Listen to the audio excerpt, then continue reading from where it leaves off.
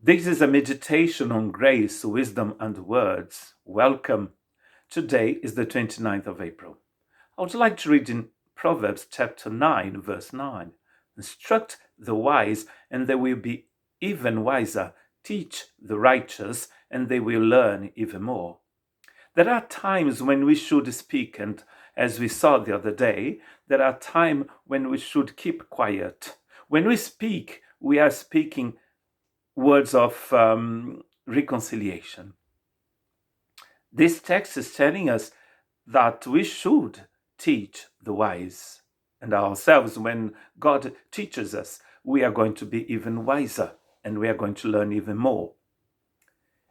Proverbs chapter 15, verse 23, a person has joy in giving an appropriate answer, and a word at the right time. How good it is! It is very good when the word is given at the right time. Most of the time when we speak and when we hurt ourselves and hurt other people, it's because the word wasn't at the right time and it wasn't the right word either. And that's very important because we are not fighting, says Ephesians, against flesh and blood, but against the spirits of darkness in the heavenly places. We are fighting against the dragon of Revelation, that dragon that tries to eat the child that was coming into the world. We are fighting against darkness. And sometimes when we have this good word, this word at the right time, Ephesians chapter 5 verse 11 says, have nothing to do with the bad things done in darkness. Instead, show that these things are wrong. Show, as we speak, that those things are wrong. We have nothing to do with them. We denounce them. That's probably one time when we should open our mouths. And Jesus said, going into all the world, preach the good news, make disciples, instruct people, not on our words, but in the words of Christ.